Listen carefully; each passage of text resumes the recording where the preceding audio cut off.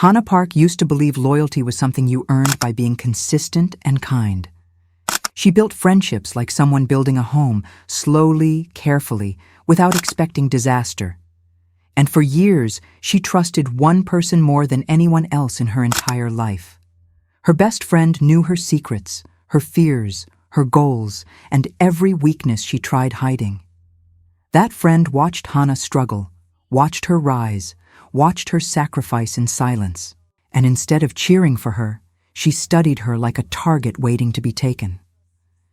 Hannah never saw the envy, because she never imagined love could be that twisted. She thought betrayal came from enemies, not from the person holding your hand. But the moment Hannah's life started improving, the smiles around her changed, and she was about to learn the cruelest lesson of all, the hard way. It started with something small, almost harmless, like a rumor whispered into the wrong ear. Hannah noticed people at work looking at her differently, as if she'd done something shameful. At first she assumed it was stress, paranoia, the kind of fear that comes from being ambitious. But then her manager stopped replying quickly, meetings got quieter, and her name vanished. Her project was still moving forward, yet suddenly she wasn't invited to the decisions. Someone else presented her work like it was theirs, and nobody even questioned it. Hannah forced a polite smile because she didn't want to sound bitter or insecure.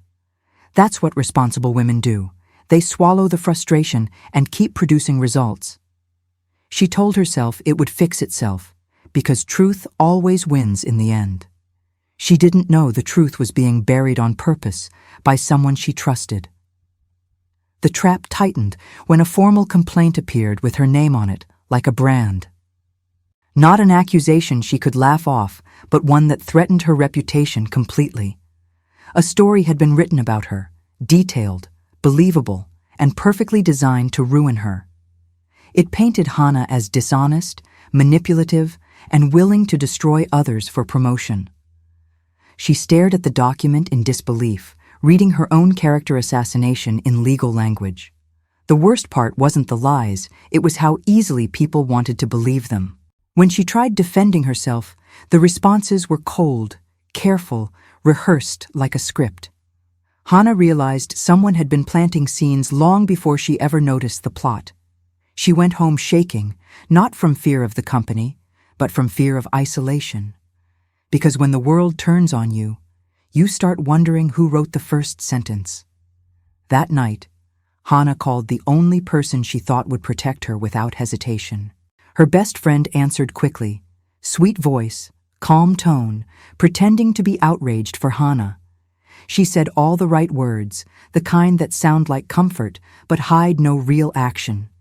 Hannah tried to breathe through the panic while her friend kept promising she'd help. Then, while Hannah spoke, she heard something in the background that made her stomach drop.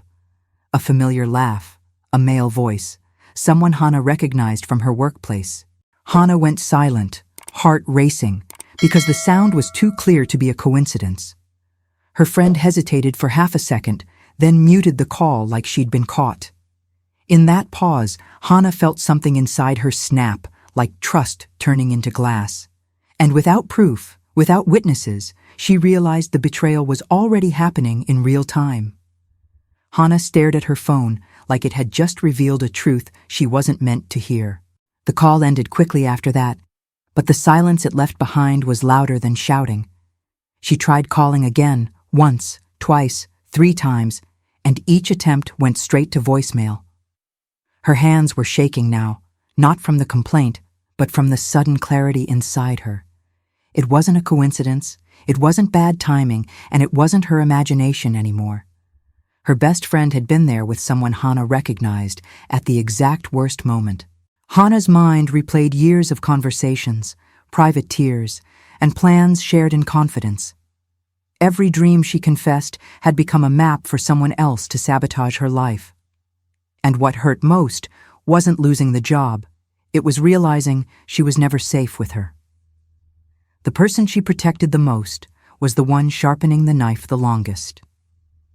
The next morning, Hannah walked into the office with her chin up and her stomach in knots.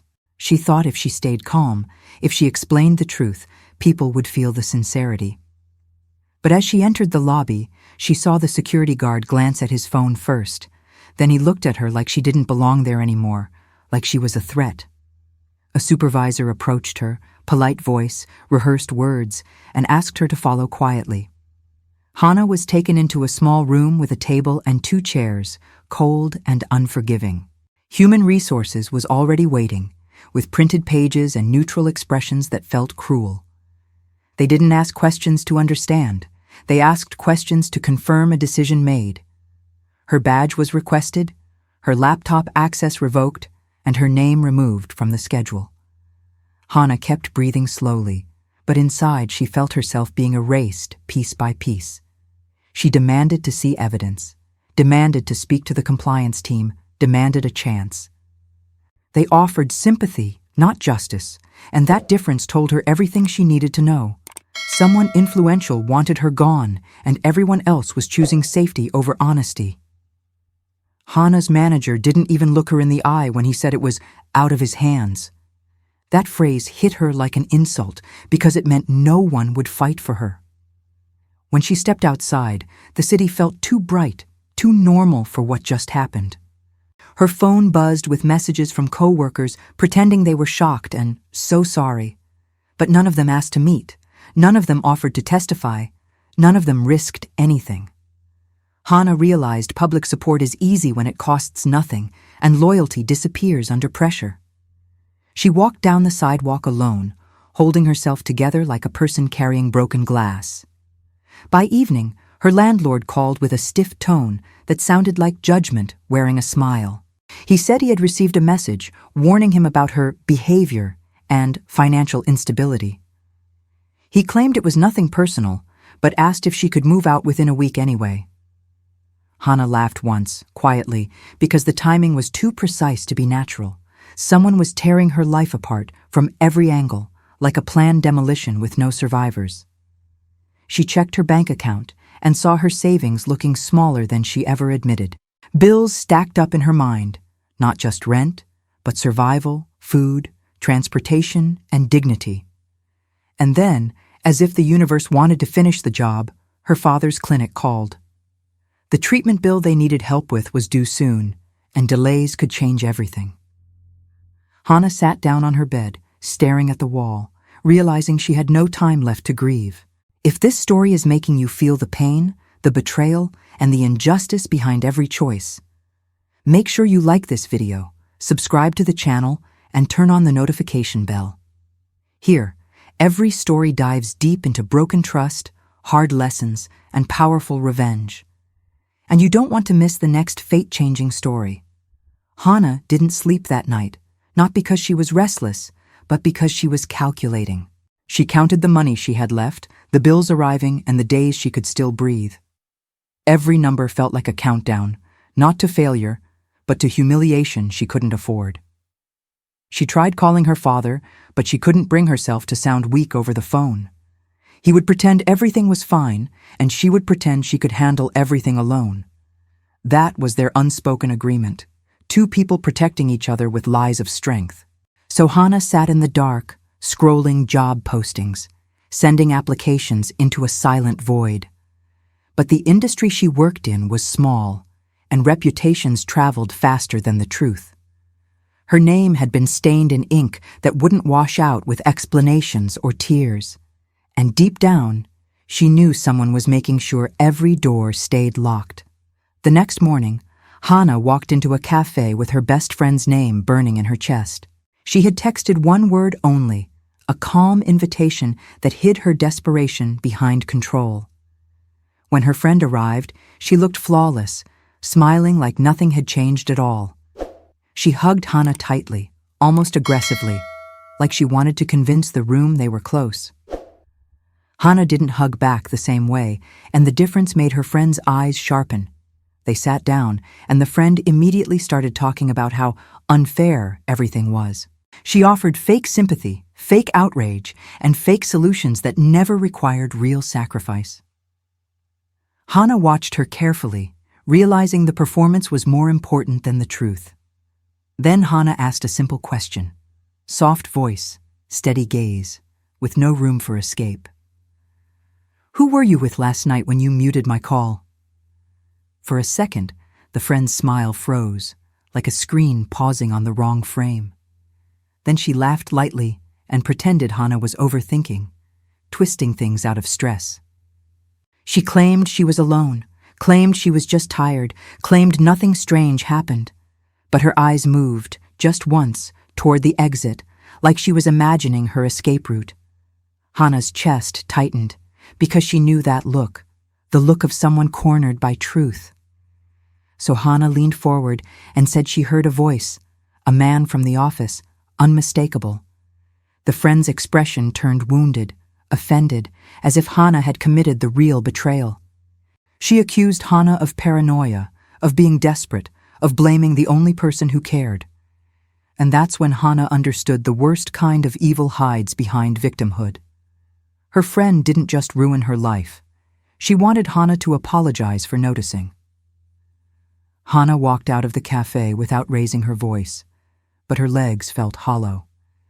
The city around her kept moving, people laughing, spending money, living lives untouched by betrayal. She went to the clinic to speak to the billing desk in person, hoping for compassion. They offered payment plans, polite smiles, and deadlines that still felt like a death sentence. Hannah nodded, thanked them, and left with paper in her hand that felt heavier than steel. Outside the building, rain started falling, cold drops that blurred her vision and her pride. That's when a black car pulled up slowly beside her, like something out of a different world. The window lowered, revealing a man with a calm face and eyes that didn't soften. He spoke her name like he had every reason to know it, and that terrified her. "Miss Park, I have a proposal that could solve all of this today." Hannah didn't step toward the car. She stepped back, instincts screaming that this was danger. Men like him didn't stop on rainy streets to help strangers without wanting something in return. His suit looked expensive, not flashy, but quiet in the way real power always is. The driver stayed still, eyes forward, as if this scene had been rehearsed before. Hannah held the clinic papers tighter and demanded to know who he was and why he knew her. The man didn't answer with emotion. He answered with certainty, like facts were weapons. "My name is Jaemin Kang," he said, voice steady, cold enough to cut through panic. The name hit her like a headline because she'd heard it in business circles for years. He wasn't just wealthy, he was the kind of millionaire people feared disappointing. And the fact that he was here for her made her feel suddenly small and exposed. Hannah tried to walk away, but Jaemin didn't chase her. He simply spoke again. "You were removed from your job yesterday under fabricated allegations," he stated calmly. "You have a family medical bill due soon and a housing situation collapsing within days." Hannah froze, because no stranger should know those details unless someone had been watching. She turned back, eyes sharp, and asked if he was connected to the woman who betrayed her. Jaemin's expression didn't change, but his pause was deliberate, as if choosing honesty carefully. "I'm connected to the consequences," he said, "and I don't tolerate inefficiency or deception." That sentence made her blood run cold, because it sounded like a warning disguised as help. Hannah told him she wasn't interested, that she didn't need rescuing from anyone powerful. Jaemin nodded once, almost respectful, like he expected pride before surrender. He opened a folder and held it out without leaning closer, like distance was a rule. Inside were documents, numbers, signatures, and the kind of legal language rich people weaponize. Hannah scanned the first page and saw it was a marriage agreement, clean and brutal. Not romance, not fantasy, but terms, conditions, timelines, and a financial structure attached. Her breath caught in her throat because the offer was insane and humiliating at the same time. Jaemin explained without softness that he needed a wife for a very specific reason. His family's board demanded stability, the media demanded an image, and enemies demanded weakness. He didn't want love. He wanted control, and he wanted it immediately, without negotiation. In exchange, he would clear her name quietly, cover the medical bills, and secure her housing. Hannah looked up slowly and realized this man wasn't saving her. He was buying time. She told him she would never sell herself, voice trembling but sharp with dignity. Jamin didn't flinch. He simply corrected her with a sentence that felt like a verdict. "You're not selling yourself," he said. "You're choosing a structure in a collapsing world." Hannah hated how logical it sounded, because logic has no mercy for emotional survival.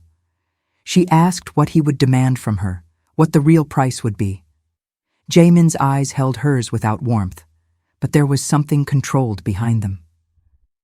"You will be my wife in public," he said, "and you will follow my rules in private." He added one more line, quieter, the line that made Hannah's stomach twist. "And if someone tries to hurt you again, they will have to go through me first." Hannah stood there in the rain, realizing she was out of options and running out of time. Hannah didn't answer right away, because saying yes felt like drowning with open eyes.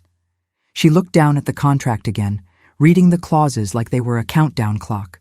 It wasn't romance, it wasn't rescue, and it wasn't even kindness disguised as generosity.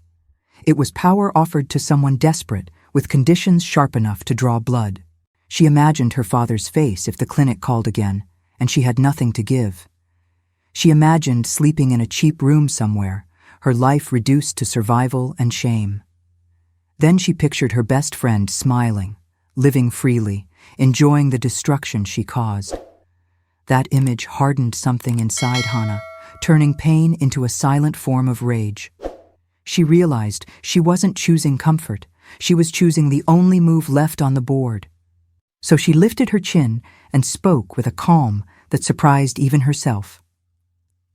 "I will agree," Hannah said, voice steady, "but I will not beg for it."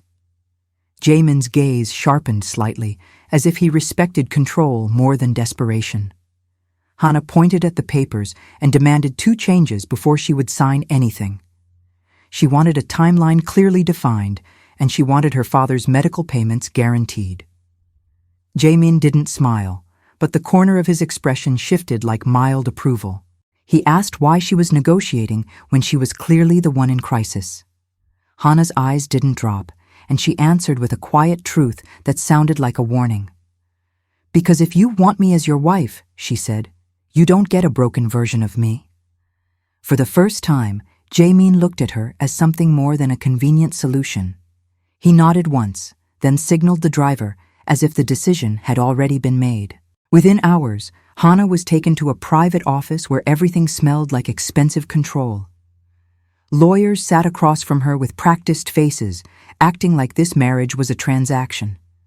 Jamin remained silent, watching Hannah read every line like her life depended on details. She refused to sign until the revised clauses were printed and placed in front of her. The room felt tense, not because Hannah was emotional, but because she refused to be weak. When she finally signed, she didn't do it with trembling hands. She did it like a verdict. Jamin signed last, slow and confident, then closed the folder like he had sealed fate. Hannah expected relief, but instead, she felt a strange weight settle onto her shoulders. Not the weight of being saved, but the weight of becoming someone else overnight. Because from that moment on, her name belonged to a man who never forgave mistakes. The next day, Hannah stood in front of a mirror in a luxury suite that didn't feel real. Stylists moved around her like she was an object being prepared for display. A dress was chosen, jewelry was clipped on, and her hair was shaped into perfect elegance. Hannah watched her reflection change, not into a richer woman, but into a weaponized image. When she walked out, cameras were already waiting downstairs, hungry for a story to consume. Jamin stood beside the car in a dark suit, calm as if attention meant nothing to him. He offered his arm without tenderness, and Hannah took it without pretending she felt safe. Flashbulbs exploded as they entered the venue, the world suddenly believing a fantasy. And before Hannah could breathe, Jamin leaned closer and whispered something cold into her ear. "From this moment," he said, "everything you do will represent me." don't disappoint me. Hannah learned quickly that wealth wasn't comfort. It was a system designed to test control. The mansion was beautiful, but it felt like a museum where nothing truly belonged to her. Every hallway was quiet, every surface perfect, and every employee moved like trained silence. She wasn't treated badly, but she also wasn't treated like a person with choices. Jamin's world didn't allow mistakes, because mistakes created weakness, and weakness invited attack. He showed her the house rules like a CEO presenting policies to a new executive hire. No wandering into certain rooms, no unapproved interviews, no personal statements without review. Hannah listened, face calm, but inside she felt the pressure of being managed like an asset. She asked if he expected her to smile, act in love, and perform affection for cameras. Jamin looked at her and answered with an honesty colder than insult. "You don't need to act in love," he said. "You need to act untouchable." That word stuck in Hannah's mind because it sounded like protection and imprisonment combined. Jamin walked her through public schedules, social appearances, and the board's expectations. He explained that his family's company was bleeding trust and enemies were circling like sharks. A sudden marriage calmed investors, softened tabloids, and closed certain doors to scandal. Hannah realized she wasn't just a wife, she was a shield placed in front of a war. She asked why he chose her, specifically, when he could have picked any socialite available. Jamin's eyes stayed unreadable, but his answer came like a controlled confession. "Because you lost everything," he said, "and you didn't crawl. You stood up." Hannah swallowed hard, because he sounded like someone who recognized pain too well. Days passed, and Hannah began noticing how much of the mansion was built for surveillance. Cameras weren't obvious, but their placement was too perfect to be accidental. Guards weren't rude, but their eyes tracked movement like Hannah was a risk assessment. Even the staff reported information, quietly, as if loyalty belonged to the paycheck only. Hannah tested small things, leaving rooms at odd times, asking harmless questions on purpose. She watched how quickly the information returned to Jamin, as if the house was alive. It made her furious, yet it also taught her something valuable about power. In Jamin's world, privacy was a myth, and only the naive believed in freedom. Hannah decided that if she was being watched, then she would choose what they learned. She stopped being unpredictable and started becoming intentional. Then the first attack came, disguised as polite conversation at a corporate charity dinner. Women in designer dresses smiled at Hannah like knives wrapped in silk and perfume. Men offered compliments that sounded supportive but carried hidden judgment underneath. Questions were asked too carefully, like traps designed to expose Hannah's unknown background. One woman laughed lightly and asked how a regular employee suddenly became Mrs. Kang. Hannah felt the room lean in, waiting for her to stumble, waiting for proof she didn't belong. Her hand stayed steady as she raised her glass and met the woman's eyes directly. "I didn't suddenly become anyone," Hannah said, voice smooth. "I was chosen." The room went quiet, because confidence without apology makes people uncomfortable. And from across the table, Jamin watched her with a look that almost resembled respect. If this story is making you feel the pain, the betrayal, and the injustice behind every choice, make sure you like this video, subscribe to the channel, and turn on the notification bell. Here, every story dives deep into broken trust, hard lessons, and powerful revenge. And you don't want to miss the next fate-changing story. Hannah should have felt safe after that dinner, but safety in Jamin's world was temporary. The moment she proved she could stand tall, she became a bigger threat to weaker people. Rumors shifted from questioning her worth to questioning her intentions, because envy evolves. She started seeing headlines framed as curiosity, but written like accusations in expensive ink. The media called her mysterious, sudden, strategic, as if love was always a transaction. Hannah understood the pattern, because she had already lived through manufactured destruction. Someone was planting doubts again, using elegance instead of chaos, but the goal was the same. And deep down, Hannah knew exactly who would enjoy watching her fall a second time. She didn't have proof yet, but betrayal always leaves fingerprints for the patient to find. So she stayed quiet, smiling publicly while preparing privately for the next strike. The strike came at the worst possible moment, during a high-profile gala broadcast live. Jamin's company needed the event to stabilize investors and silence hostile shareholders. Hannah walked beside him under chandeliers, cameras flashing, her posture calm and controlled. Then she saw her, standing near the entrance like a ghost, returning to finish the job. Her best friend looked stunning, expensive, confident, and completely unashamed to appear here. For a second, Hannah's body reacted before her mind did, heart tightening with old humiliation. The friend's eyes met Hannah's, and the smile she gave wasn't friendly, it was victorious. She approached slowly, greeting Jamin with a sweet tone, acting like she belonged near him. Then she leaned toward Hannah and whispered something soft enough to be poisonous. "Tell me," she said, "how long before everyone finds out your marriage is fake?" Hannah's blood turned cold, but she refused to show panic, because panic was permission. She realized the friend didn't come to embarrass her quietly. She came to destroy her publicly. The friend raised her voice just enough for nearby guests to hear, pretending it was concern. She said she'd heard rumors about a contract, about desperation, about a woman bought by power. People leaned in, pretending they weren't listening, while their eyes fed on the possibility. Hannah felt the same old feeling, the one that comes when reality is being rewritten around you. Her friend held a phone in her hand, screen ready, as if she had evidence prepared. She threatened to release documents to the press, to expose Hannah as a fraud and a parasite. Hannah's chest tightened, because even if the papers were false, the scandal would still spread. And then she felt Jamin's hand tighten slightly, not protective, but controlled and lethal. Jamin stepped forward, expression calm, and the room instantly shifted into silence. He didn't raise his voice, because powerful men don't need volume to command attention. He looked at Hannah's former best friend like she was nothing more than a mistake to erase. "Do you know what happens," he said evenly, "when someone threatens my wife in public?" The friend's smile wavered, but she forced confidence, because arrogance always fights reality first. Jamin took the phone from her hand without aggression, just certainty, like ownership.